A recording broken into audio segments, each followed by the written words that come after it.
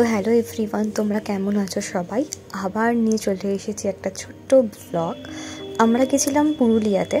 আমরা বলতে বাবা, মা, বোন আর মামা আর মামি মিলে আমরা গেছিলাম। তো আমাদের ট্রেন ছিল সকালবেলায় রূপসী বাংলা।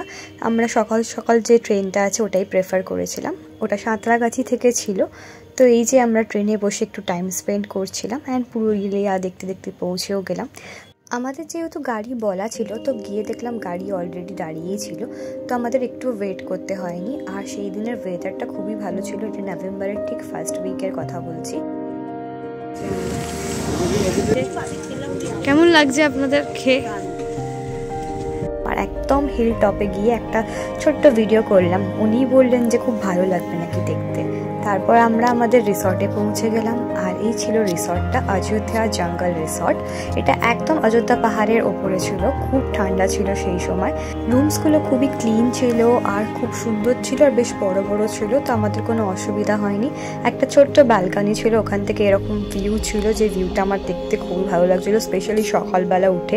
অ্যান্ড চারিদিকে ওয়েদারটা এত ভালো লাগছিল দেখতে যে তোমার মন এমনিই ভরে যাবে আর কি। এটা ছাড়াও আমরা মামা মামির জন্য আরেকটা রুম নিয়েছিলাম। সেটা একটু ছোট ছিল বাট দুজনের জন্য পারফেক্ট ছিল। ওখান থেকেও একটা ছোট্ট ব্যালকনি ছিল আর ওখান দিয়েও তোমার ভিউ দেখা যাচ্ছিল।